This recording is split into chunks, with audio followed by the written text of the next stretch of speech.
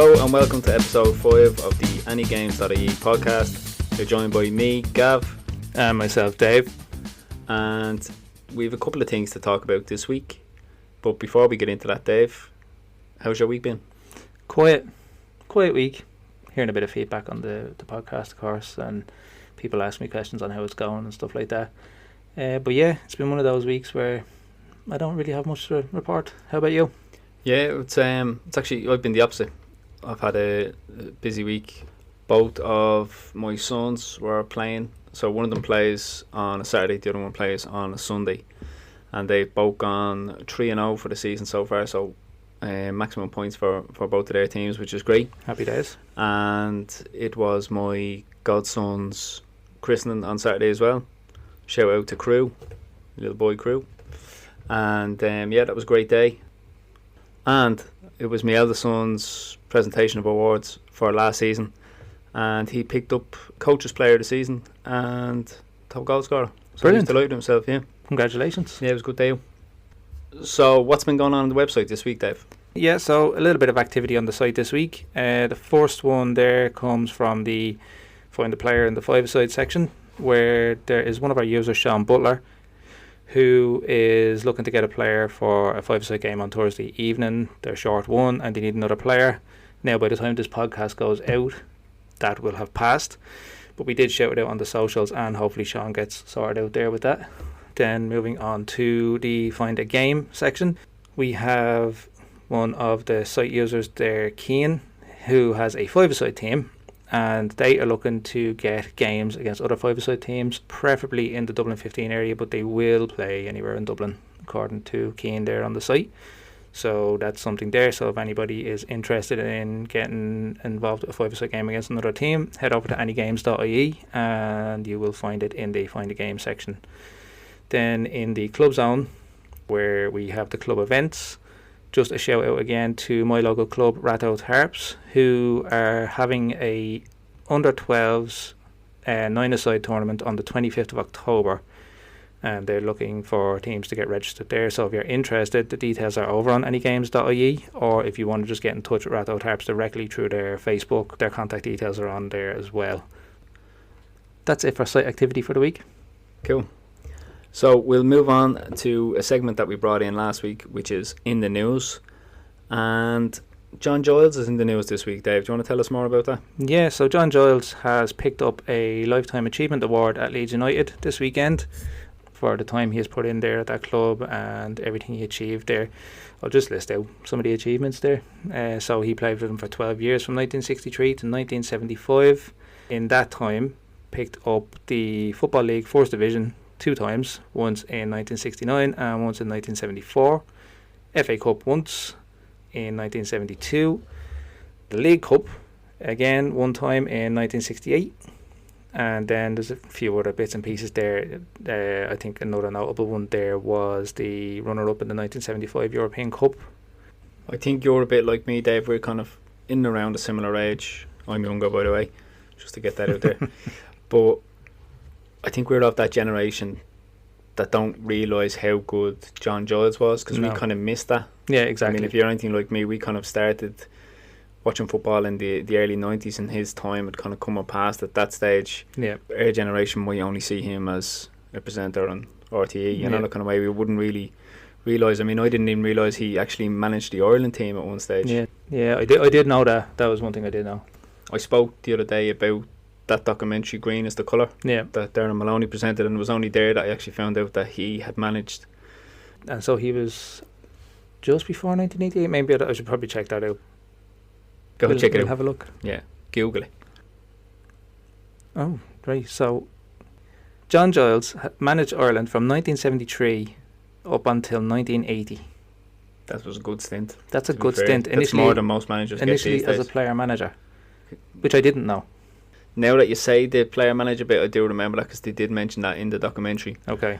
But again, I mean, that's a couple of years before I was even born again. So I think, a lot of people of our generation just wouldn't.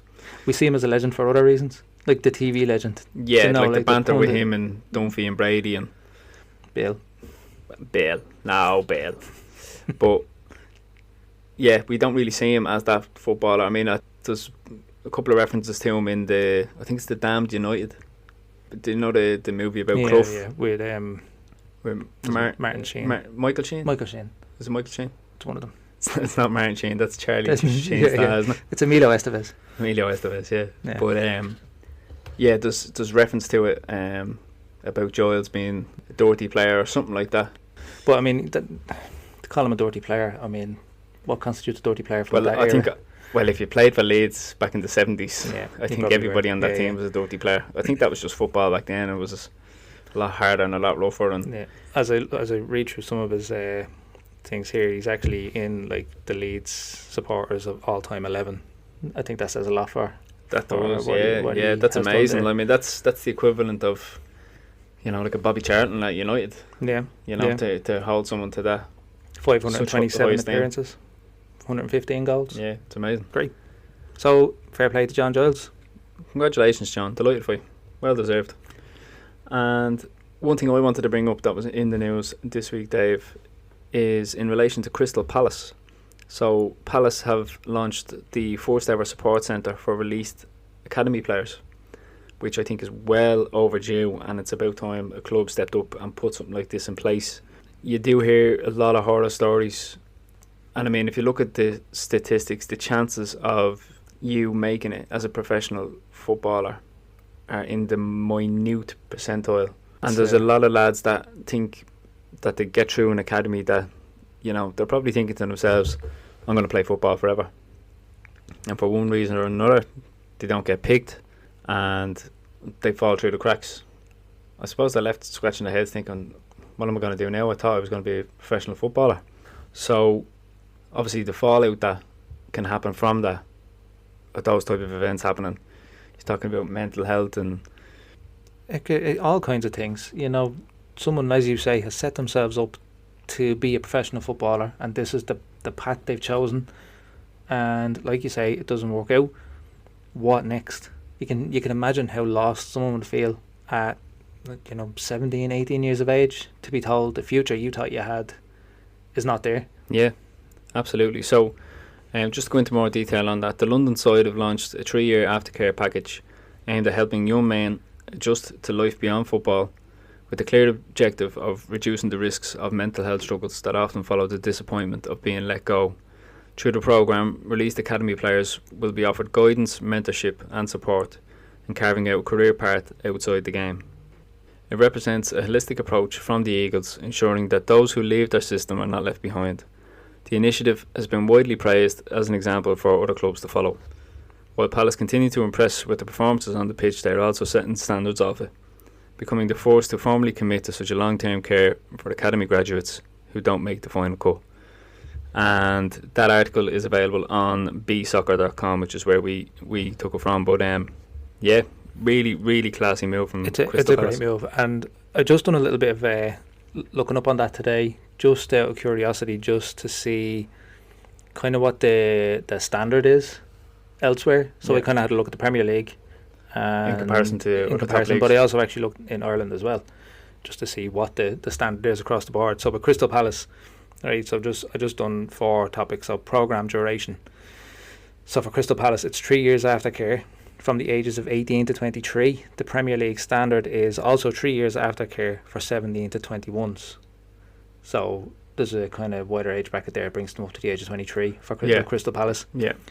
In Ireland, it just says ongoing support for members. So I don't know what form that looks like. Yeah. Then a dedicated facility or centre. Crystal Palace, yes, first of its kind. Yeah. Premier League is no. Generally, it's a decentralised hub. And then for Ireland, it's a no as well. It's a more focused on regional support. So remote or regional support. So I don't know. Again, I don't know what that looks like. I must do a bit more looking into that. Again, Crystal Palace, mandatory staff, 1 dedicated player care officer, and then in the Premier League, it is a full-time player care officer required, funded by the Premier League or EFL. So it's pretty similar there with that one. And actually the same in Ireland as well. It's dedicated care or guidance wellbeing officer. And then one that stood out to me then for Crystal Palace was the focus areas, which is education and job placement, new club introductions, and the holistic mental health approach. Yeah. which is not quite the same across the other two. So, Well, I think it's important that all clubs kind of follow suit here and don't adopt a cutthroat attitude when it comes to these players. I know they get, hundreds of thousands through the door throughout the years, and you can't keep everyone, and that's fine. As I said, it's a minute percentile to make it to the very top of this game. As we said last week, even in Ireland, it's the most played sport in the country, so that's a huge chunk of the population. If you asked the majority of people who play the sport, that's their dream as well, is to get to the very top. And I think one point that you made there is the approach to other clubs. Just because you make it at one club shouldn't mean you don't make it in football. Yeah, exactly. You look at Eberechi Eze, for example, let go from Arsenal, came through a multitude of clubs before he ultimately got his dream move back to Arsenal. So there's ways of going about it, but I do think it's important for clubs to have that infrastructure in place to support anyone who they deem isn't fit to stay on at the club. Or it could just be, especially at that age, it could be really unfortunate case if someone gets a horrific injury, and that's the other side of it. Yeah, that's a really good point. And you do hear of it. If you're 17, 18 and you do an ACL, it's going to be a long-term recovery, and in the meantime the club are like, it's not working out. Just sticking with Crystal Palace then, I seen an interview with Glasner this week, and it was interesting timing. And in the interview he spoke about his approach to coaching. His comments were, people talk so much about the system. He said, but if you look at my career and all the teams that I've played a myriad of systems, from 4-4-2s to 4-3-2-1, whatever it is, multitude he listed out. And then he said, something that I've been saying for weeks, probably since the very first episode, you play to the players' strengths for the players that you have in your team. Yeah, you said that from week one of this podcast. I literally said it from week one, and I'm quoting him verbatim. Yeah, and more specifically, you did say it about Bruno Fernandes. And I said it, in reference to Bruno Fernandes, you should be playing him to his strengths. I believe the interview was from this week, and it's interesting that it came out this week because he's actually been linked as one of the candidates for the United job to take over from Amorim, because it looks like Amorim's in real trouble. There seems to be the noise around Amorim being sacked seems to be growing, and I think from a United's fan perspective, I think everybody's kind of done with him now. I think he's been given a lot of grace by the fans because he's a likeable guy. Like, he's very charismatic. He comes across really well in interviews. He seems like he's very nice. Like he comes across very well. I'd like to go for a point on him. Yeah. Do you know what I mean? Yeah. He seems like a really nice bloke, but it's a results-led business. Yeah. And as I said last week about Graham Potter, sometimes it's just not going to happen at a club. Yeah. And I think it's starting to look like that for Amorim. I think what's bought him time up until this point is the fact that he is Ineos' first appointment, and they don't want to be seen to be getting it wrong, first of all, and secondly, they don't want to be seen to be rushing or making any harsh decisions or rash decisions too early on in their tenure.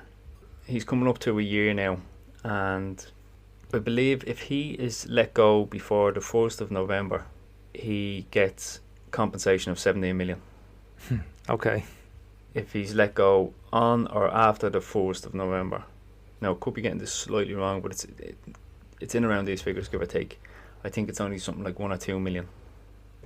So there's a huge jump there. So I think if they're going to let him go, it'll likely be first week in November. Now, the issue with that is you've got a couple of games between now and then. You do.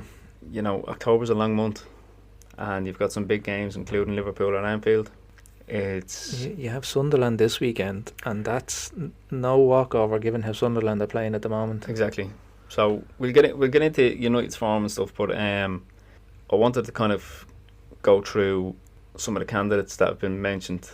So Glasner's being one of them. We've had Xavi. There's talk of Michael Carrick coming back on an interim basis.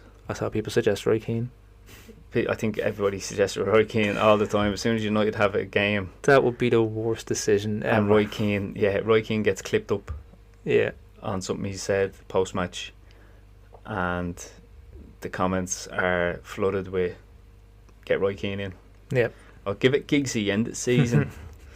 I saw someone suggest Eddie Howe somewhere, but that's never going to happen. No, but I have to say, just to go back to the Glasner interview, when he was mentioned initially, I thought to myself, he plays the same system as Amram, and I think most Manchester United fans would have thought that as well. He's playing the exact same system as Amram, so how is he going to go into Man United and try fit square pegs and round holes again? But based on those comments, and come during out the with, week. yeah, do you know what I mean? But he's essentially saying the system is irrelevant. If you are playing the players that you have to their strengths, forget about formations, forget about systems. You'll get the best out of your team. All of that speaks to him just being a very good coach, then, doesn't it? I'm wondering if that's him kind of half putting his arm up in the air, going, "I'll take the job." I can take that. Yeah, I can You do know, that. so yeah. Just on the 4-4-2 thing. How Yeah. do you feel about that? I love the 4-4-2. Yeah. I love the 4-4-2. But we grew up in a time where 4-4-2 was the formation, the I know, only but formation that ever existed. That was the time when you had, like, if you're ever coming up with your best 11, right, You do your it. all-time Arsenal 11, what are you doing it? You do it as a 4-4-2. You're doing it as a 4-4-2, aren't you? Yeah, 100%. Right, yeah. you're not going 3 at the back. No. You just don't do it. No. Like, 5 you're- across the back, you know. Yeah, your mindset when you come up with your all-time 11, whether it's the Premier League all-time 11, Arsenal, United, whatever it is, you always go 4-4-2. Or you're doing your fantasy team. More often than not, you'll do it as a 4-4-2. Yeah. So, look, there's adaptations of it, but it's structurally solid. Do you know what I mean? Yeah. Like, football has evolved and it's changed, and at the minute we're seeing this period where it's kind of going backwards a little bit.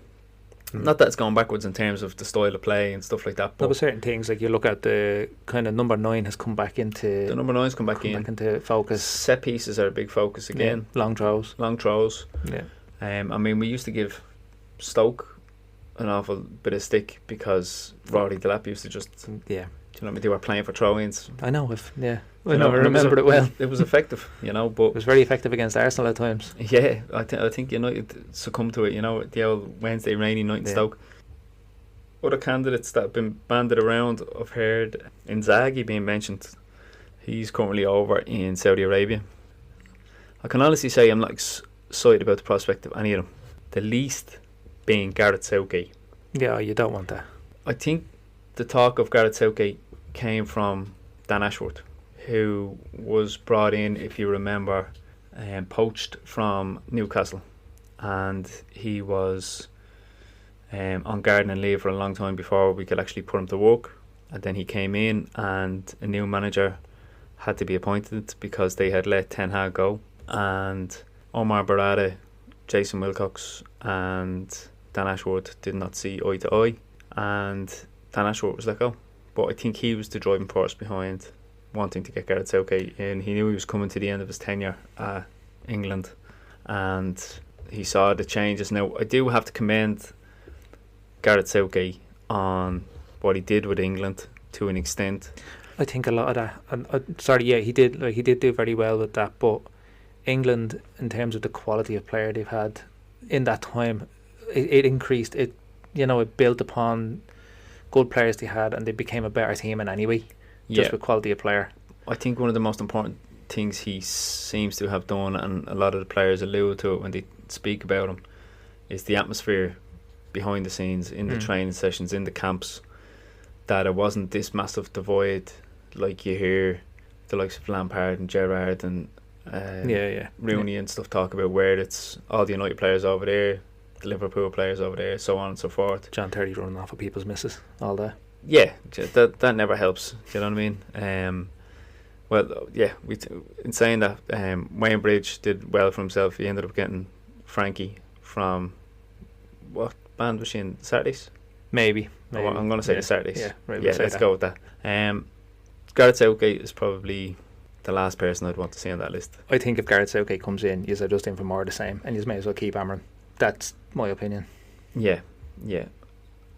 I have a theory on Xavi and Zidane and Alonso, to a lesser extent, as managers.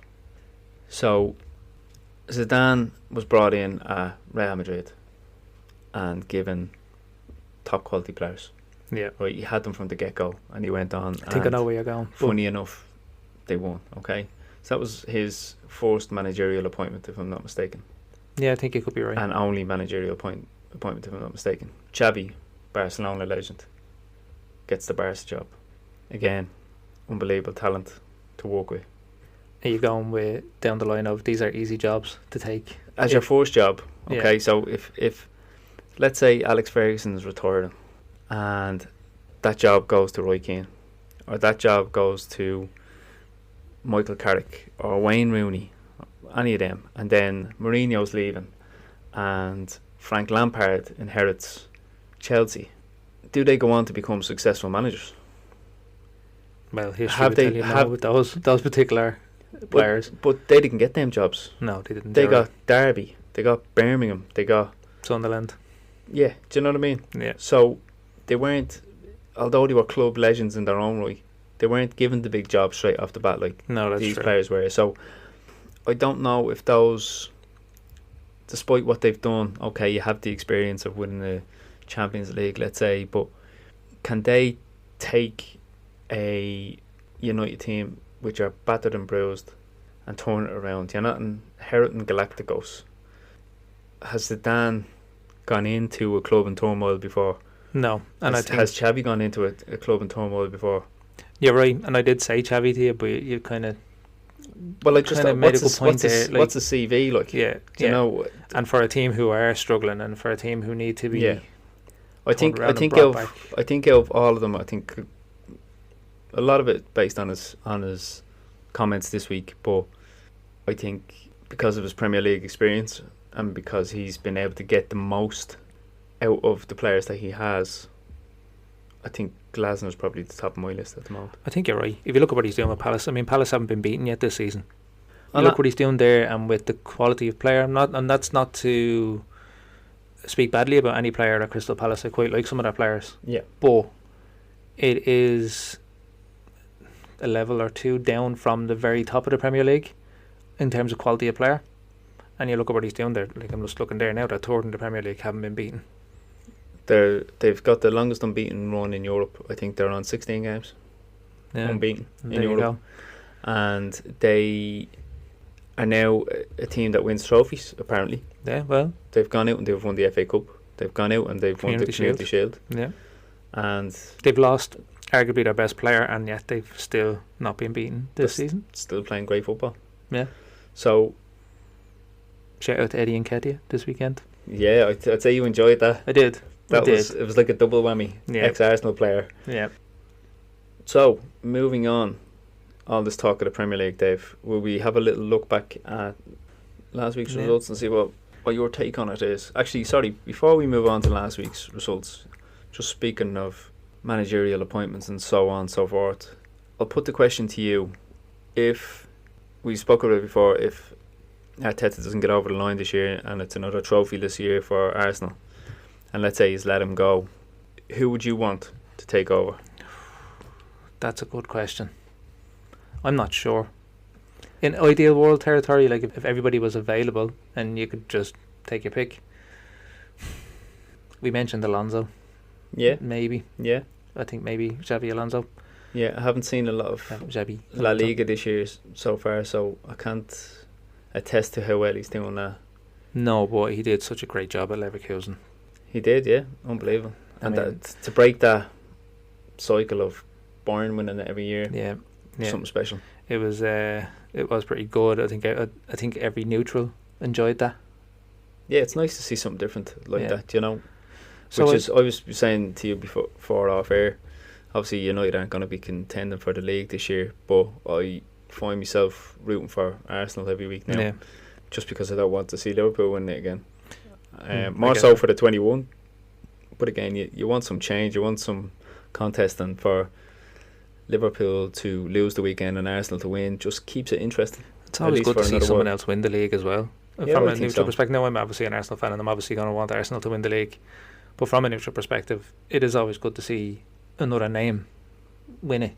Yeah, You know, just to go back to your question about Arteta and if they don't get over the line and if he were to be sacked, I find myself flip-flopping on this every week. thinking if he doesn't get over the line this season, he has to go. But then I don't know, because everything else that's gone with it, like he's brought us to a point of being an absolute mediocre kind of. We were near mid-table at the time when he came in, and then he's brought us to second every season now for the last 3 seasons. Yeah, And the last 3 seasons, yeah, finished second. you know, one of those seasons was completely unprecedented. No one expected us to even challenge that year. The first year we finished second in all of that. So it's a difficult one. Difficult getting Champions League football every year and finishing Yeah. second. Oh, that's awful. I do think Must be awful to be an Arsenal fan. it's terrible. Long suffering. That's He why. has to win That's why you something. had nobody at the top of your brain. It must be nice when I asked you who would take over from Arteta. You haven't had to think about it. Not really. So there's nobody on the top of your Yeah. brain. Nobody. Where I've gone through lists upon lists of potential candidates. Yeah, it is nice. I mean, we were in a bad place there for a while, Arsenal. You know, so Yeah, even was it Unai Emery at one stage? Was he before? Did he was just before he was Arteta. just before Got a Arteta? season and a half, and I actually kind of felt sorry for Unai Emery at the time. He was never going to get a fair chance. He was coming in straight after Arsene Wenger, even though the latter Wenger years weren't great. It's a bit like Moyes coming in after Ferguson. You're coming in after the king. You know, like It's difficult. yeah. But there you go. Like, all good things have to come to an end. So Wenger made you a top 4 club every year. Financially, you were stable because of him. Yeah. I mean, his nickname should have been the accountant because, you know, Well, he was called that for a bit.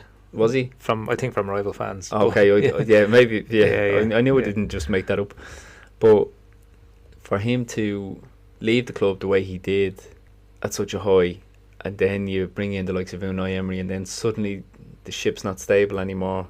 Because like the grass isn't always greener, as you say. So if Arteta's giving you second every year and you're playing Champions League football every year, and There's a decision to be made. You know, You know. I'll come back to me at the end of the season. In the manner in which give it to Arteta at the end of the season. if we don't win the league this year, it'll be the manner in which we don't win it, in which I'll make my decision. Would you take Jurgen Klopp? I don't know. I'm just going to put it out to the United fans because I've seen this over on one of the United fan channels that I watch, Stretford Paddock. If you are a United fan, you don't already check it out, you should check it out on YouTube. Very good.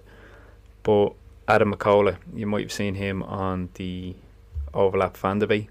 He asked the question, would United fans take Jurgen Klopp? I mean, I despised him when he was at Liverpool, and I despised how much Liverpool fans loved him. But Yeah. how mad would it be if Jurgen Klopp was to come to United and beat Liverpool to 21?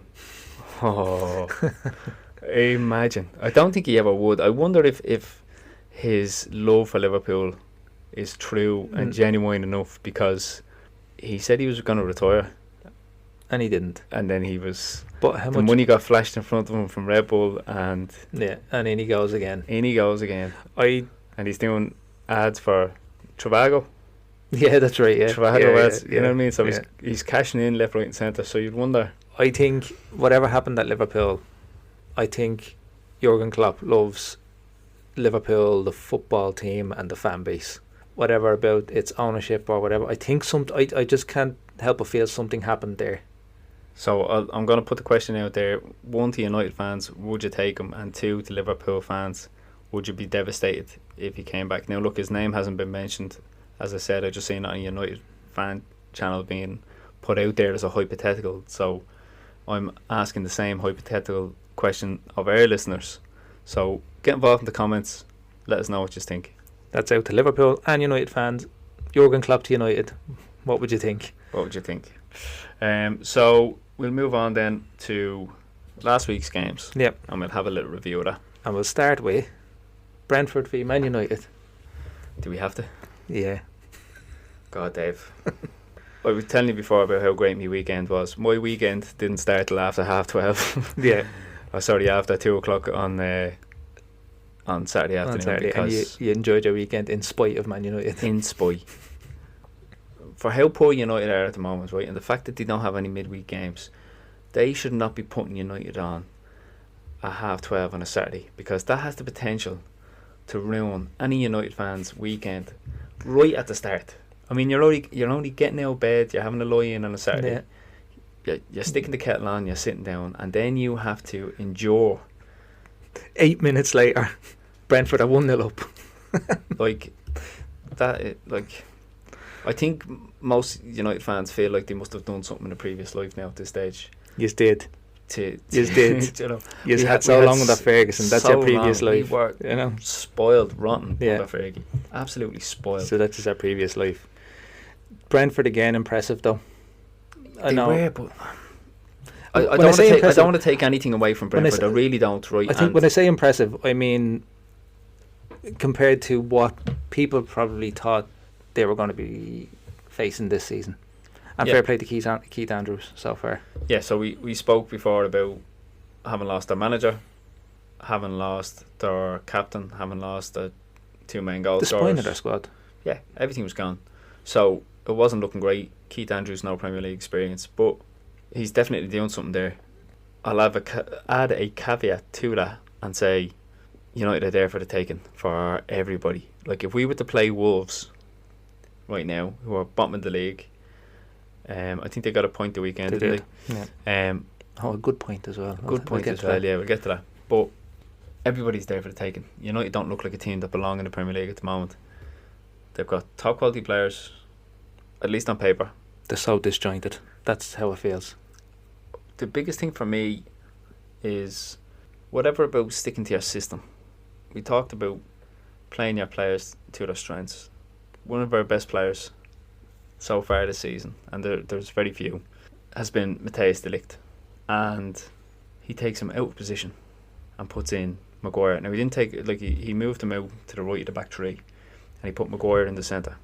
Now, I am a fan of Maguire, not so much for his footballing abilities, but for who he is as a person. The fact that he stuck around through all that abuse. I mean, I was there in the Aviva when United fans were booing him every time he went near the ball, and the constant shouts from certain parts of the United fan group looking to get him out and stuff. He went through a rough time. He was a meme for a long time. He was a meme for a long time. He had to give up the captain's armband. There was a lot going wrong.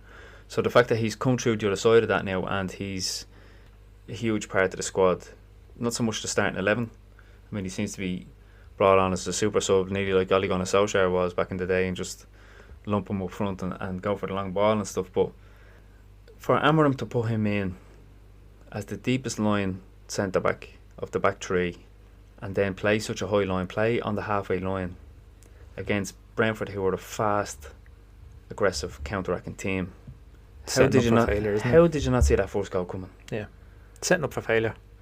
Like, and even for Maguire, you don't have the pace, and you're a mile from goal. There's loads of space in behind you. Why does he run to try get him offside instead of just going, do you know what, I'm not going to catch him offside. I'll start running back now, and I'll intercept this. It was very basic, and this is it's just too easy something to get through. I do wonder, and I had this thought, when you see coaches start to make unusual tactical decisions and it's going badly for them, are they making these decisions to try and change something and it just doesn't work, and all of a sudden things are being overthought and nothing's going to work, and like that it just seems like writing's on the wall here. It genuinely does. It's nearly like he's asking to be sacked. Yeah, give me my 7 million and I'll leave you alone. But I just, like you said there, it's when they start making strange decisions. Like, that was a minor decision and had a major impact. But I would have loved to see, we spoke about it earlier, throw them out in a 4-4-2. What's the worst thing can happen? I mean, if you're in press conferences and you're talking about how much you want to fight for the job and how much you want to fight for this team and how you really want to turn it around, okay, and it's a long-term project and blah blah blah, why don't you just, if you know you don't have the players to play the system you have, wait until the next transfer window, identify who it is that you're looking for, whether it's Baleba or Wharton or Anderson or whoever it is that you're going to throw in there beside Bruno to try and make this work. But in the meantime, get points on the board. Yeah. Do whatever it takes to get points on the board. Adapt. Change your formations. Change your personnel. Bring youth through. Get them to try something different. swapping out Harry Maguire for another defender into the same system isn't revolutionary. No, It's not going changes. to go, oh, hold on, now suddenly the system's working. No, that's not where the problem changes was. nothing.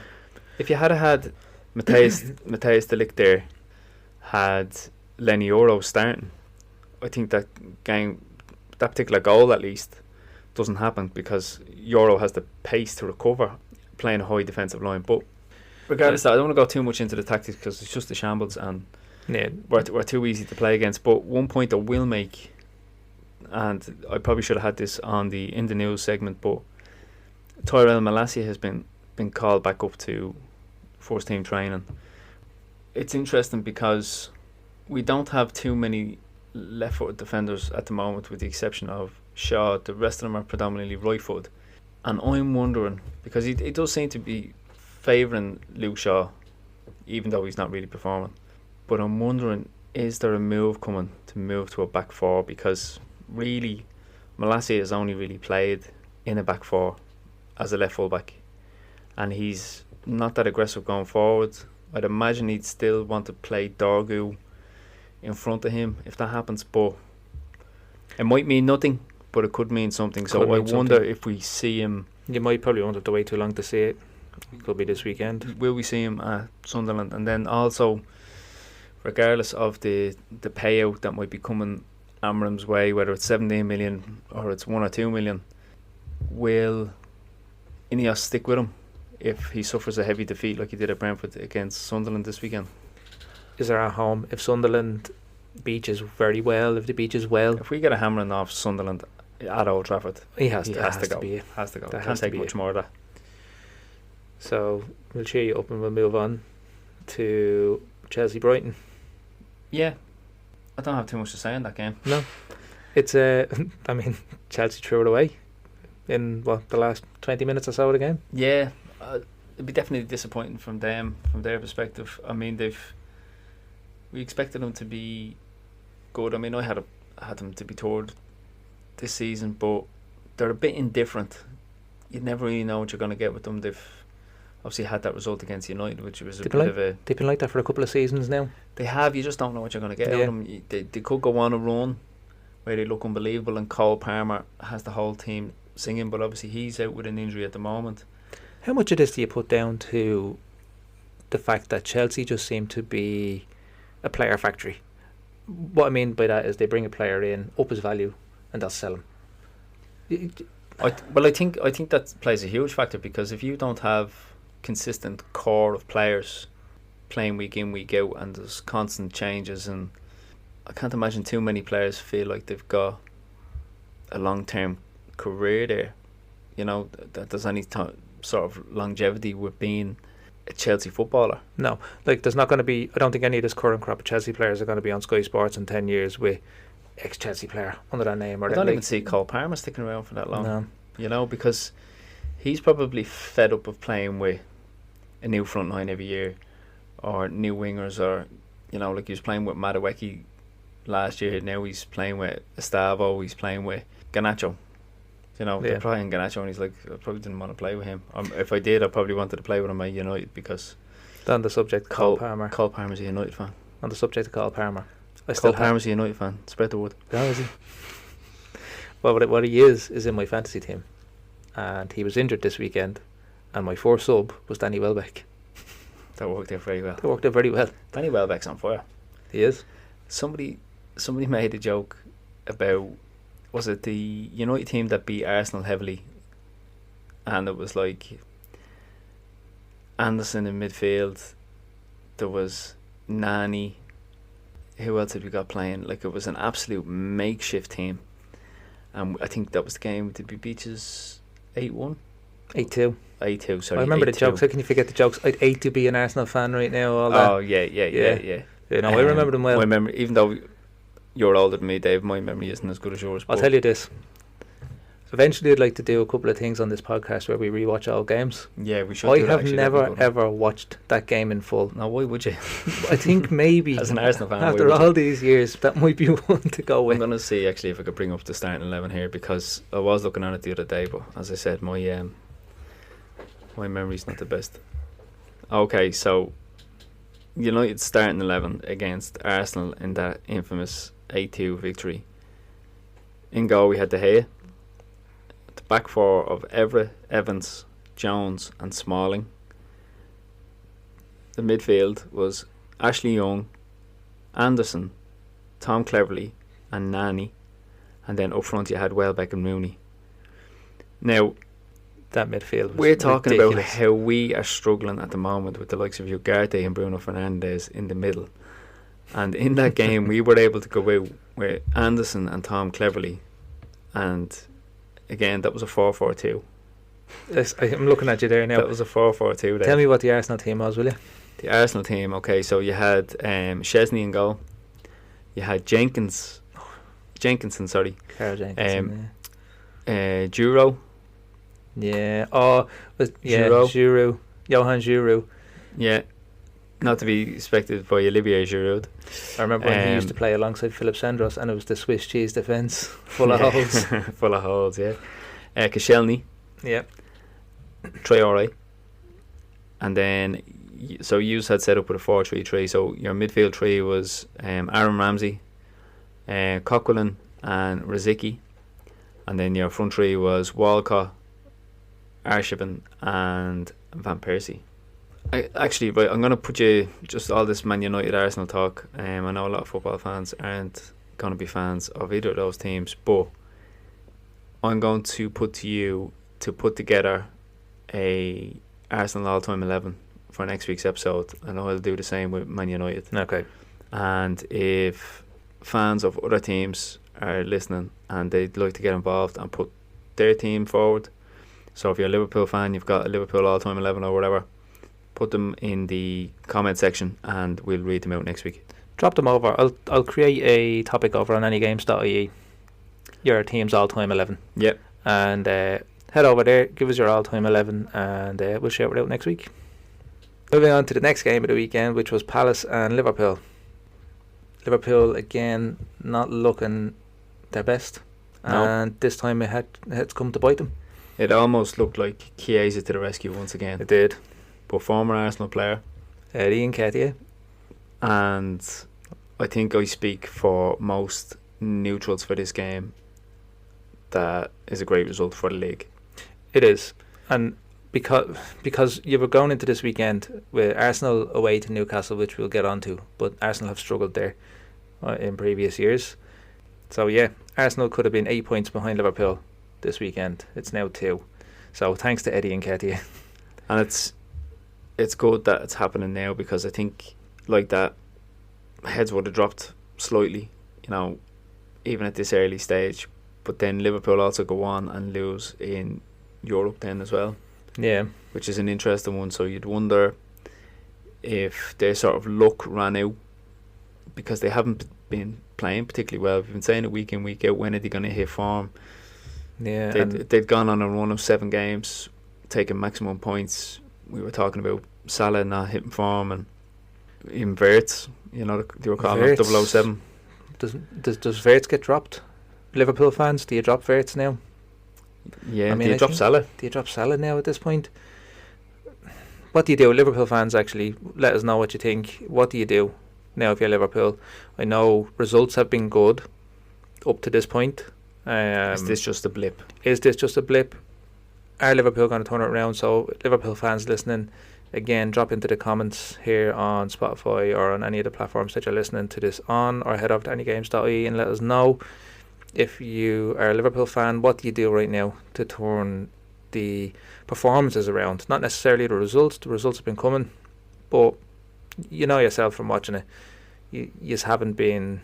Like I'd say Liverpool fans, if you've given them sort of that prediction and said to them, look, after 6 Premier League games, you'll have won 5 and only lost 1. Would you take that?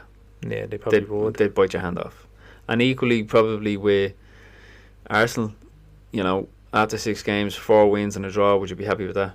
You'd probably go, yeah, we'll take that. So I don't think you can be overly critical of either team and their points tally probably to this point. But I just think from a neutral perspective, it's important that that gap stays close, just to keep it interesting. Just to keep the league interesting. On top of everything else, you know, and I speak as an Arsenal fan, so obviously I want us to still be in that shout, but could be a United fan and just have 7 points after 6 games. Yeah. And that's probably going to be 7 after 7. That's true. Come the weekend. So the next game then at the weekend was Leeds and Bournemouth. Desmond 2-2. Desmond 2-2. My favourite. Good again from Leeds, because Bournemouth have been good. They have. You know, so, and I know Leeds are at home, but that's... Can we just give a shout out as well to Semenyo? Yeah. I said it a couple of weeks ago. I wanted Arsenal to move for him. What a player. What a player. He just seems to score every week. Yeah. He is unbelievable. Just a really, really top player. But I think he'll get a move next season. And I was delighted for Sean Longstaff as well. You know, he was a good, solid pro for Newcastle, and I think this move has suited him, and seems to be doing well so far. So Leeds just still going strong enough anyway. Is there anything we can say about City and Burnley? 5-1 win. Haaland again on the score sheet. No, not much to say really there. Jadon Anthony is probably the bright spark for Burnley. He seems to be their most productive player, at least. Yeah. The only thing I'd say about this fixture with Man City and Burnley is that it's irrelevant. It is irrelevant. You can't read anything into Teams like Burnley, and that's no disrespect to Burnley, but if they're going through the list of fixtures for the upcoming season and where they can pick up points, they're just bypassing the likes of City, because although City aren't necessarily title contenders at the moment, they can rock up to the likes of Burnley and just play them off the park and look like they're back in the title contention again. But again, as I said, they're not. Yeah. But the likes of Burnley's and the likes of your Man United are just going to get steamrolled. Yeah, exactly. You know what I mean? And that proved to be the case. I just copped what you said there. Exactly. I was waiting for that. I was like, why isn't he reacting? So next game up then, Dave, Nottingham Forest and a defeat to Sunderland. Sunderland beating them 1-0. Yeah, not going well for Forest at the moment at all, and I feel a bit sorry for Big Ange. It's always difficult to come in during the season as a manager, and it's a strange one for his situation because Forest weren't playing particularly bad when he came in. Nuno didn't lose his job because of performances. It was a dispute and an altercation and a rift with the owner, so it's an interesting one. You'd wonder if that allows them less of a grace, you know, if they start playing worse now. It's not as if somebody comes in and replaces Amorim and they can suddenly play worse. It can't get much worse at the moment. Can't get much worse. And where he has a big problem is, and I mentioned it a couple of weeks ago on the podcast, where you're talking about a manager coming in whose style and vision of the game is completely different to the manager he's replacing. So you're trying to get a squad to shift. I only seen the highlights of that game, but I don't know if Ange is imposing his style just yet. It seems it doesn't look like I'm looking at a different Forest, is the point I'm trying to make. It kind of looks like they're lost between and there ideas. is a bit of a transition there, I suppose, you know. Yeah. It's very difficult. You kind of need a pre-season if you're going to be completely changing styles and philosophies.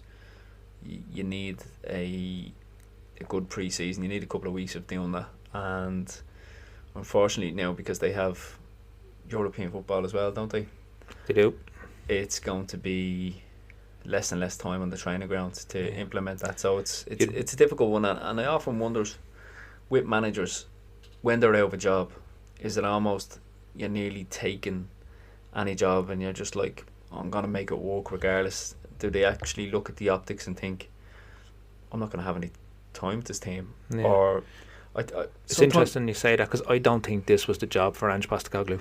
I don't think it was either. I thought it was a bit of a strange one. Not so much the appointment, but for him to take it more so, and for those reasons, because they're not a team that were playing his style of football before this, and for him to come in now and take over a team who are playing twice a week, you're going to have limited time in the training field to implement those changes, and knowing as well that, I mean, there's two sides to every story, and then in the middle there's the truth.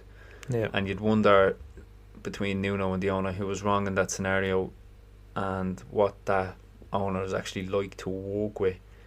Would you not be a bit hesitant to be like, maybe this isn't the job for me, maybe I'll just hold on. But I also think in the back of my mind, or certainly in the back of the manager's mind, there'll be some arrogance there, thinking I can do this job. Yeah. You know, it's like when United sign players, and even though they finished 15th last year, they're still able to get the likes of a Cunha and an Mbeumo and a Sesko in. And I think a lot of those players come into United, especially at the start, with a bit of an arrogance, thinking to themselves, I can help this team get back to where they should be. So you're saying that, and then because it went so badly at Spurs, he wanted to jump straight back on the horse quickly. And you probably just proved that he can do it in the Premier League. Yeah. And probably thought, just like I just said there now, it's a decent group of players. They did very well last year, and probably thinking to himself, I have a good foundation to work with here, but not realising how difficult it would be maybe to implement his style in what will be a short period of time on the training ground. And as you say, it's a turbulent club with that owner. Yeah, you'd wonder if that will become a trend with that owner, whether we'll see more and more altercations with managers, or, you know, are we going to see him back down on the sideline after matches? Well, just say 3 weeks. In 3 weeks' time, if we're looking at Forest and they've lost another 3 games, where does it look then? What do we look at then for Ange? Be an interesting times at Forest. Then to the last Saturday game, which is a return to the Spurs we all know and love, handing Wolves their first point of the season. It's a strange one. Spursy. Very Spursy. Now, what I would say is that they kind of rescued that point in a way as well. No, they did. Obviously scoring so late. But they rescued it against a team who have looked dreadful. I mean, yeah, they've literally been leaking goals left, right and centre. It's a blip, I'd imagine, for Spurs, but a blip I enjoyed. Yeah, now in saying that, Spurs also drew with Bobo Glimt yesterday evening. I wonder how much Thomas Frank's lack of experience in Europe is going to play in their... It's an interesting one. In their European campaign this year. It'd be an interesting one. But ultimately I do think he's a good manager, and I do think Spurs will be back in the Champions League places this year anyway. I think they'll be there or thereabouts, and they should get through the group stage. They'll be there. Well. I mean, I look at the performance in the Super Cup against PSG that time, and they were very impressive for the majority of that game. Just ran out of legs towards the end, and PSG made a comeback obviously, but yeah, I think they'll be alright. So moving on to Sunday's fixtures, and the first game I want to cover with you, Dave, is the Aston Villa and Fulham game, and Aston Villa coming away 3-1 winners there. But the big news in that game, Ollie Watkins scored. Ollie Watkins. And I'm delighted. And John McGinn. John McGinn doing John McGinn things. Yeah. Running through the middle of the park and using that rifle of a left foot of his and burying the bottom corner. This felt like, and I know it's against Fulham, but just it's been coming. I wonder if it's a case that Aston Villa are relying on Ollie Watkins to do well, to nearly carry them a bit or just give them that bit of momentum, because they've obviously been lacking from up until this point in the goal department, and just from an attacking sense they haven't really looked like an attacking threat for most of the games this season. But it was great to see him back on the score sheet again, and it was a lovely finish actually. Very instinctive finish. It's kind of like what I was talking about Sesko.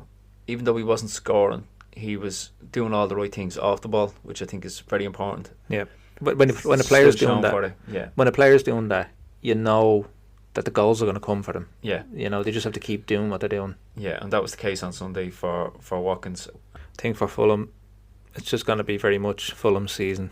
They're going to win games, they're going to lose games, they're going to finish somewhere around mid-table. 10, 11. Yeah. It's about right for Fulham. And then Newcastle, Arsenal. As this game was about to kick off, I had messaged you, or you had messaged me, and we were discussing the lineup, because obviously in the big games up until this point, the lineups from Arteta have looked very passive. Without being conservative, more safe. Very safe. very control based, very possession based. Yeah. Not so much with the creativity. But we've seen a change from him this week and how they lined up. So they had Gyökeres obviously up front, but behind him they had Trossard, Eze and Saka. And then they had kind of the two holding midfielders in Royce and Zubimendi, but I think Royce was given a bit of a license. He was given a bit more freedom to get forward, especially in that second half. Yeah. They kind of took the chains off him a little bit to let him wander forward a bit. Eze had what I think since he joined us has been his best game for the club. I think so. He looked like he'd been there. Like he really commanded that number 10 role, I thought. And actually, Gyökeres, without scoring, I think had his best game for us as well. Yeah, I think he's going to have games like that, Gyökeres. I think he's going to do a lot of work kind of off the ball, but with the ball, kind of drop deep, get involved and play and free up others. Well, he was a great outlet on Sunday for getting the ball forward, holding the ball up and distributing. Can I ask you though, so he's been primarily brought in to be that number 9 and be the target man and give you something different, but the type of football that he seems to be playing at the moment, it's very Havertz like. I think Havertz is kind of a deeper line player than Gyökeres.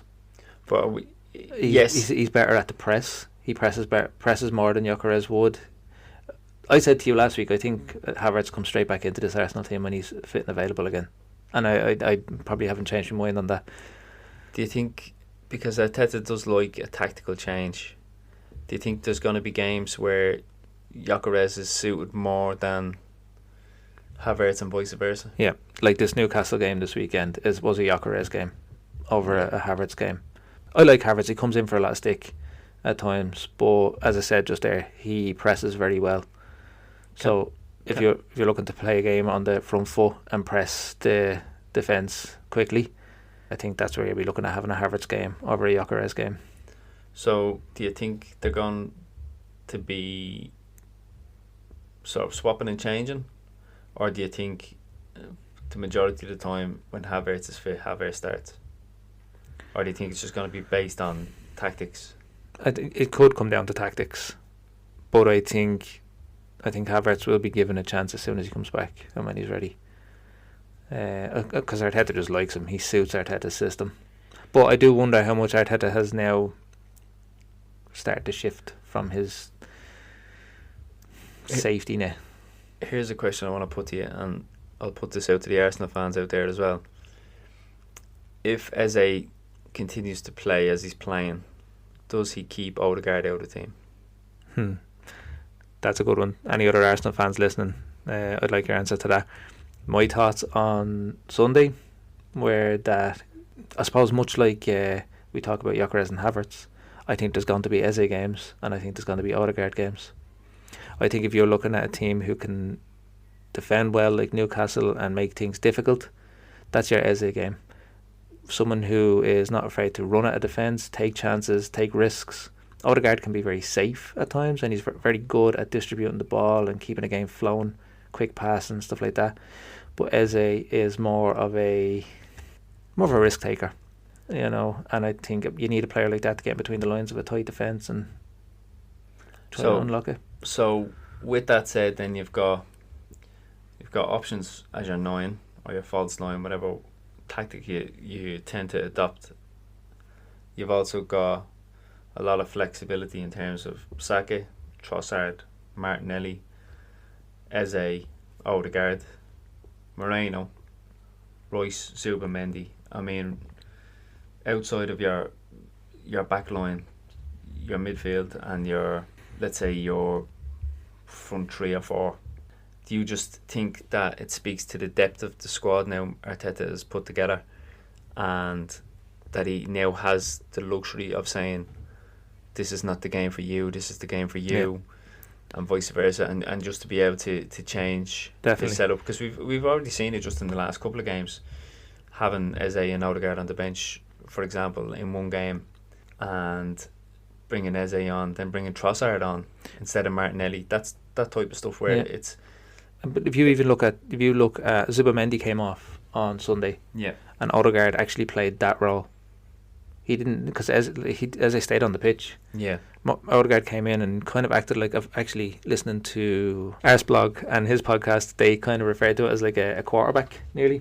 Yeah. Back there dictating play from a deep position. Pretty much what Rodri does, see. Yeah. Yeah. And I just looking at that, I'd like to see Odegaard in that position again, out of interest, just to see how that goes. Do you think that's his best position though? Because I know what you're saying about. No, I'm not saying I want to see it permanently. I'm just saying I want to see it. I'd like to see it again, because in that little 10-15 minute cameo that he had, yeah, he played it really well. Do you think there's a moment where Eze and Odegaard are on the same pitch? Eze's playing the 10 and then Odegaard's playing the 6? I think you'll only ever see that if we're chasing a game. I mean, you spoke earlier about Odegaard slowing things down and being more precise with his passing, but he wasn't always like that. When he was prime Odegaard, he was a lot more aggressive with the ball, and I think Arsenal were a bit more aggressive then as well. Do you think he's been coached not to do that? Do you think that's why we haven't seen his goals and assists as high as they were a couple of years ago? Quite possibly. There is just something to touch on there. Jurrien Timber, who by the way has been phenomenal, but this big fan of Timber. This is relevant to the Odegaard conversation with Timber, who has been unreal. He's like an extra midfielder. He doesn't come out there. But we spoke about Ben White a couple of weeks ago as well. Odegaard, Saka and Ben White had this kind of telepathy. Yeah. Where they played that right hand side and each knew where the other was going to be. And at that time, that's when you would have seen the free-flowing Odegaard. Yeah, when he used to do that little assists, reverse pass, Saka play it inside, continuous run, the reverse pass down from Odegaard, back through the lines. And I do wonder if some of that comes into play. I'm not saying that's the exact reason why that's all happened with Odegaard, but a system changed, player changed in a position. I'm not sure. No, that's not to say that was a lot better to watch than the way he's playing now. It was. We were good on Sunday. No, I'm not saying that he's right. I'm not taking anything away from your performance. I'm just saying that particular football, because it was more on brand with the Arsenal that we've come to know, through even the Arsene Wenger days. I mean, one of the clips that often comes up is, that the goal that Jack Wilshere scored. Yeah, it was against Fulham. Yeah, when it was just like free-flowing passing. It got to a stage where Arsenal used to just pass the ball into the goal. They'd walk their way out, and the movement off the ball and all was incredible, and how fast they used to do it. And you had your Wilshires, your Arshavins, your Vasickis, Aaron Ramsey, all on top form, playing some great football. And I think Odegaard followed suit with that. Yeah. I think what happened, you talk about the couple of seasons ago when we were playing better football, and even that was under Arteta. Better to watch from a neutral perspective. I do think, though, and it was great to watch and we were very exciting, I think it's also the reason we didn't win the league that year. We were less secure, and I know this is kind of... Too much creativity. Not even too much creativity. Solidity. Yeah. You look in the couple of years that followed, Arteta's a great manager for fixing the problem of last season, if you know what I mean. Yeah. So the season before that, so he was looking, right, okay, we were great, we scored so many goals, blah blah blah, bit leaky at the back, tightened everything up, changed the system a little bit. Now all of a sudden Arsenal are looking at the best defence in the league 2 years running. Yeah. It's an interesting point as well. Look at the problem we had last season, squad depth. What does he do? Goes out and buys 8 players. Now all of a sudden we have 2 players for nearly every position on the pitch. He is great at addressing the previous season's problem. Well, that's not necessarily a bad thing. No, but you can definitely see the change even from a physicality point of view, because the players I mentioned from that era, a lot of them were quite small. Like Jack Wilshere was tiny, Arshavin was small. They're not physical. They don't have a presence. Like you look, Wilshere, who used to play in the 10, in comparison to Eze now. And my favourite player from that era of Arsenal was Santi Cazorla. A man, like, you didn't know what his best foot was, because it was both. He was unbelievable. Genuinely was both. He was a quality player. Just talking about the stature. Like, he was my favourite player of that era, and he was. I've mentioned him 3 or 4 times, but 5 foot nothing. Like, yeah, from an Arsenal point of view, for me it was Jack Wilshere, just because he was left-footed and he was kind of like the Phil Foden of that time. Yeah, in terms of his playing style. Yeah, injury just ruined him. Injury just ruined him. Yeah, his playing style was just great to watch, as I said. So just very happy with the result. I think Gary Neville said it in the commentary that Arsenal need to go on and win that game after the equaliser, and they did. Can I just say, we spoke about Arsenal's physicality, but how soft was Gabriel for that fault they made goal? That was really poor. It was the one fault they had of... And I like Gabriel. Yeah, it was the one fault they had in the whole game, because we actually played very well. We were good in the game, but I do wonder if Gabriel just knew he wasn't getting it. Yeah. And he decided this is his only course of action. He from an Arsenal fan perspective, he redeemed himself, obviously, with the winning goal in the 96th minute, but I just thought that was very soft. Soft. You need to, because he was kind of making hand gestures before the cross came in for somebody else to pick him up, and I'm like, just take ownership of that. Just make it difficult so that he can't jump. It's extremely strange. It's very strange. It's out of character for Gabriel, who is... you talk about players on a pitch being warriors and getting stuck in, and he's definitely one of them.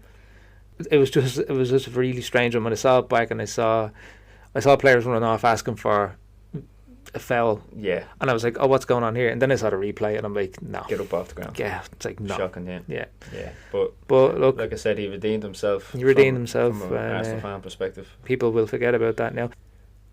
I just want to mention Calafiori, a player who I'm really grown to like, and the whole situation with the towel was hilarious. I just thought that was brilliant. That irritated the life out of me, and him as a player irritates the life out of me. No. I don't know what it is about him.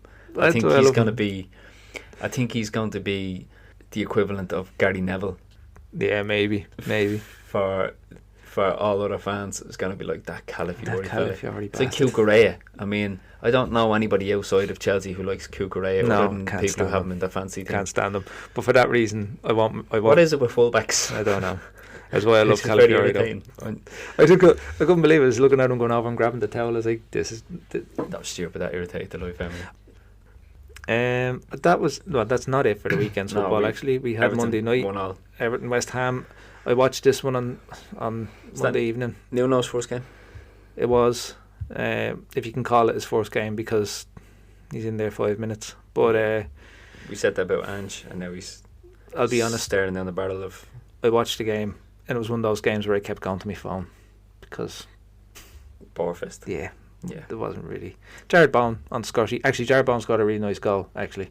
He did. And he usually does, in fairness. He's the one shining light in a bleak West Ham campaign so far. And just to touch on it, you spoke about you need to be a certain type of character to manage West Ham. Yes. I think they now have that certain type of character. Possibly. In Nuno. Do you think Ange could have done the West Ham job? No. I don't think so. I think he could, mate. Alright. Yeah, well, I think he could, because he's kind of like Cockney, isn't he? From Oz. I was trying to say he's Australian. He's an Aussie Cockney, mate. Aussie Cockney. He'll punch a kangaroo. How's my Aussie accent? Can we play that back? I just want to hear that back. I just had to go with it. We'll assume we played it back. Yes. It was really good if we kept it in. Otherwise it's gone. Alright, so that was the weekend that was. And we'll have a look at what's to come this weekend. We have Friday night football this week with Bournemouth and Fulham. I think I see a Bournemouth win there. Yeah, it's a tough one to call. It really is. It's a tough one to call. I don't know which... I'm giving it to Bournemouth because they're at home, but as I said about Fulham there a few minutes ago, they'll want to be bouncing back after defeat to Aston Villa. But as I said about them a few minutes ago, they're going to win games and they're going to lose games, which all teams win games and lose games. But Fulham are just that team that... They also draw games. They do sometimes draw games. And I think this could be a draw. Alright, fair enough. Desmond? Safe bet. So go Desmond? Back-to-back draws, I'm going for Bournemouth. Fair enough. We then have Saturday, and the lunchtime game is Leeds at home to Spurs. That's a tough one as well, you see. It is. Because obviously Spurs drawing that Wolves wasn't ideal. And Leeds coming off the back of their 2-2 draw with Bournemouth. And that's at Ellen Road. It's at Ellen Road. So, do you know what? I'm going to go Leeds win. It's difficult because we spoke about this last week and you just don't know what Leeds you're going to get from one week to the other. Yeah. And I suppose the same could be said about Spurs. Yeah, you just don't know. They're not as inconsistent under Thomas Frank, that's for sure. I think they'll be wanting to bounce back. I'm going to go Spurs. Going to go Spurs. Well, I'm going Leeds because I don't like Spurs. No way. An Arsenal fan not liking Spurs. No. I am shocked. And you of all people, Dave, you never mention how much you hold a deep, dark hatred towards Spurs. No, I keep it very close to my chest. You do? Yeah, I very rarely let it out on here. No. But there you go. Almost as often as I talk about Ruben Amorim. Okay, so on to the 3 o'clock kickoffs then. There's 2 there on Saturday. You've got your club, Arsenal, against West Ham in a London derby. That one's at the Emirates. How do you see that one going, Dave? I think we will win relatively easy. Confidence will be high off the back of that Newcastle result. And going home to the Emirates now, I just think, 2-0, 3-0. Oh, yeah, alright, calm down, Dave. I'm going to go score prediction. We weren't at needing score predictions, but suddenly Arsenal comes on. We said 2-2. We just like saying Desmond 2-2. We could say that about all the fixtures. So will we name out some more religious figures as we go? Yeah. This next one could be a Pope John Paul the 5th. Is there a 5th? I don't even know. Plead the 5th. Right, from Arsenal to United. I feel like this is all we talk about, Arsenal and United, isn't it? Yeah. We need to get another host on here who doesn't support either of those teams. Just watch this space. Yeah, I may have to let it slip. Oh, I don't know, have I? Dave makes all the executive decisions. I don't know. No. You're saying no, that you don't make the executive decisions, or no, that there's no third host coming? Which is it, Dave? No, there's definitely a third host coming. We just don't know who they are yet. They don't even know themselves. They could be listening right now. Not even know it. And it's not you. Right? Or you. Do you hear me? You little fraud. Definitely not picking you after last time. No. You know who you are. Or do you? Right, so anyway, to the United-Sunderland game. I don't know. I've no optimism left, Dave. Yeah, I don't know. I'm all dried up for the optimism. I just don't know with that game. Like, I'll give a prediction just because that's what we're doing here. But 2-1 United. Draw. I think. No, you weren't hearing me, Dave. 2-1 United. That's what you want? Yeah, we weren't doing score predictions for now. Suddenly we're putting them in. So I'm going to tell you, if you get Arsenal to win 3-0, all right, and you say it with your chest out. Yeah, I'm saying United are going to win 2-1. United 2-1. Okay, I think it's a draw. Granit Xhaka is going to be up for that game, isn't he? Yeah. You've had Nketiah last week, and now you'll have Granit Xhaka this week. There's Arsenal all over the Premier League. Yeah, there is. Yeah, that's why it stinks. Right, I'm going draw. Right, moving on. The late kick off on Saturday, 5:30. Chelsea at home to Liverpool. This is an interesting game. Very interesting game. Because they're two teams who haven't looked the most consistent, haven't looked the best. Although one is picking up results. Liverpool. Yeah, strangely, Liverpool, as we said many a time now, we're into the 5th episode, and every week we seem to be saying about Liverpool that they haven't hit form yet. It was okay for the first couple of weeks as far as Liverpool were concerned because they were picking up points, they were beating everybody. Last minute winners to beat the band, and that seems to have come to an end. They're on back-to-back defeats now, so they'll be looking to bounce back with a big statement win. A little bit Chelsea as well. They lost at home last week as well. They did, and they've gone through an inconsistent patch. So I think both teams will go in there with a point to prove. My worry is it's going to be one of those games that we kind of build up and then it doesn't deliver. Yeah. We expect both teams to make a statement and go, whether it's Liverpool saying the blip is over, we're back, we're top of the league, so on and so forth. It'll be an interesting one because they play after Arsenal. If Arsenal do, as you say, Dave, and go out and get 3 points and go to the top of the league and put the pressure on. It really puts the onus on Liverpool to bite back. Massively, just like it would have done last week if Liverpool had won last week and then Arsenal still had to play. Part of me has a feeling about Liverpool in this game.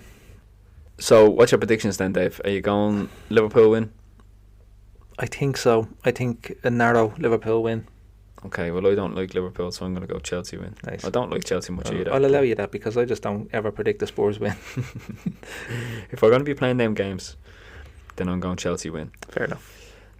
Moving on to Sunday, and we've got Aston Villa and Burnley. I think Villa win again.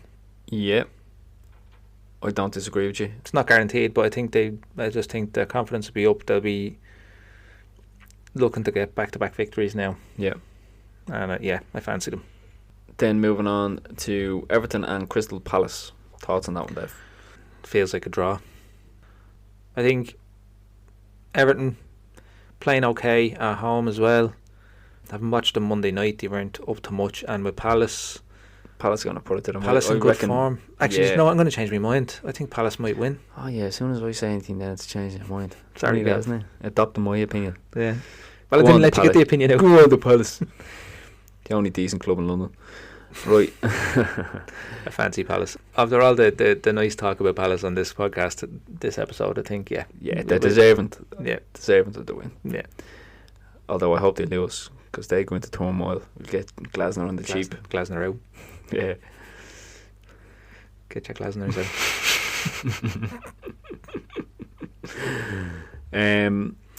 The other 2:00 game, another one of the 2:00 games, I should say, because there's 4 of them on Sunday, is Newcastle and Forest.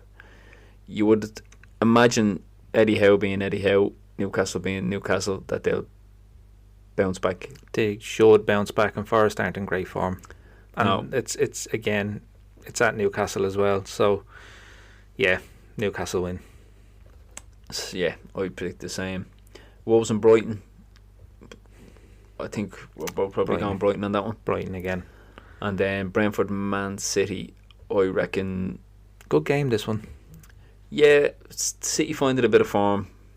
City will definitely give Brentford a better game than United did last week. So I could see City winning that. It will be a good game, though. Yeah, I think City win, but not 5-1 like they beat Burnley this weekend, put it that way. So that'll do it then for our match week 7 predictions for this week. Coming up to wrap up the podcast, Gav, but I suppose just a quick nod to the European Ryder Cup team. Yeah, great Shane to Lowry. see. Oh, Shane Lowry, what a hero. And it's a strange one. This year in golf, so far, it's been pretty epic. I've never been the biggest Rory fan, but what he did at the Masters this year was unbelievable. And then with the crowd that was there in New York last weekend and the abuse that the lads got over the 4 days, it was great for them. Yeah. To win it on the final day the way they did, and for Shane Lowry, what a legend, to make that winning putt. Absolutely brilliant. Someone made the point this week, and I think it was a footballer, but I don't know. Said, when are fans going to learn that when you stick it to elite athletes like that, they are just going to up their game? I forget who said it. I think it was it's a great point, though. Somebody at the top of their game, to give them an excuse to prove you wrong on a stage like that. Yeah, it's not going to end well for you. And McIlroy and Lowry did that. Did it brilliant. I mean, I could see it was kind of getting the better of them on some occasions when they was kind of lashing out and roaring and stuff. But there's also stuff that you didn't see initially on TV and stuff that's only come out in the days after, with people uploading it and stuff. Yeah. And I don't know if you've seen the one where Rory asks for a fan to be removed. I did see that, yeah. Because of something that he said, and it's played in the video. I don't want to repeat it on air, but I mean, I think it's surprising and shocking because it's not the type of crowd you would associate with golf generally. No. It's like watching Happy Gilmore. Like, do you know? Yeah, it was really hyped up, and I think it's because it's not often, the majority of the time, golf's not a team sport. It's all about individuals, and everybody in the crowd's going to have their own favourite. And there's 40, 50 people out there on a Thursday, slightly less on a Saturday and a Sunday, and your favourite might change from week to week. There's no real allegiance most of the time. No. So like I just said there, I was never really Rory's biggest fan. I always thought he was a good golfer and stuff, but him personally wasn't really a fan of him. But then obviously this year, having won the Masters and seeing the way he won it, I was actually delighted when he finally got over the line after all these years with that. And to help do it for Europe is huge. But yeah, it was great. As I for said, me, the real heroes, Shane Lowry, as always. Yeah, that's what I enjoyed about the weekend. It kind of made McIlroy and Lowry the centrepiece of the weekend. Yeah. And they came out on top of it. Yeah, ultimately it was Rory and Lowry that took all the plaudits in the end, which was great. Felt like a moral victory. It actually inspired me to go and play around the golf this evening before we did this podcast. And I think that's probably it for this week, Gav, is it? I think so, Dave. To all our listeners, follow us on all socials. If you are listening to us on Spotify or YouTube, get involved in the comment section. We'd love to hear from you. And leave a review as well, and like and share the videos. It does help us get onto the algorithms and get us out there, and it does help the podcast. Yeah, and as we say every week, we're trying to grow this community. We want to have a big involvement and big discussions within grassroots football and amateur football within Ireland. As I said, if you're on YouTube, hit the notification bell so you get notified whenever a podcast goes live on our page, and get involved in the comment section. We'd love to hear from you. Drop over to AnyGames.ie and leave comments or topics over there.